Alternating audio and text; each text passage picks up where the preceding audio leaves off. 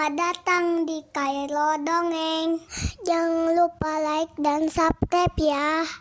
Petualangan Labubu di negeri dongeng. Pada suatu sore yang cerah, Labubu bermain di loteng rumahnya. Ia menemukan sebuah buku tua berdebu. Sampulnya berwarna emas pudar dan di halaman terakhir terdapat gambar pintu kecil. Saat Labubu menyentuh gambar itu, dan tiba-tiba cahaya terang menyinari ruangan dan tubuhnya tersedot ke dalam buku. Labubu mendarat di tengah padang rumput luas yang penuh jamur raksasa berwarna-warni dan kupu-kupu bercahaya. Wow, di mana ini? Serunya senang. Ia sadar ini bukan rumahnya. Ia telah masuk ke dalam negeri dongeng, tempat segala hal aneh bisa terjadi. Di tepi kolam pelangi, Labubu bertemu seekor kodok memakai jubah sutra yang sedang bersedih. "Aku pangeran kodok," kata si kodok lirih. "Mahkotaku dicuri oleh naga hijau." Labubu yang terkenal usil, namun baik hati, langsung berkata, "Tenang, aku akan membantumu." Perjalanan dimulai. Labubu berjalan melewati hutan bernyanyi, di mana setiap pohon bersuara seperti penyanyi opera. Ia menari dan melompat di antara akar-akar, membuat pohon-pohon semakin semangat bernyanyi.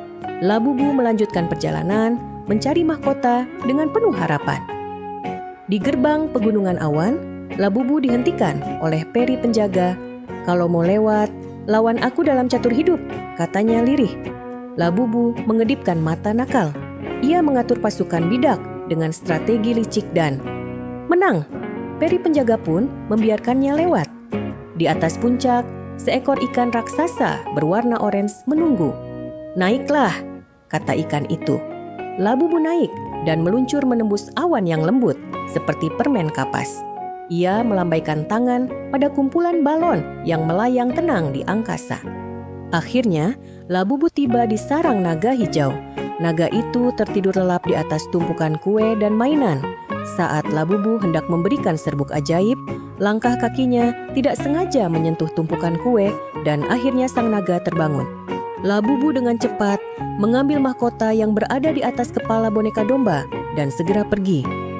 Naga marah besar, ia mengejar Labubu yang mengayuh sepeda awan secepat kilat. "Maaf ya, cuma pinjam sebentar," teriak Labubu sambil tertawa, dikejar oleh asap dan api hijau.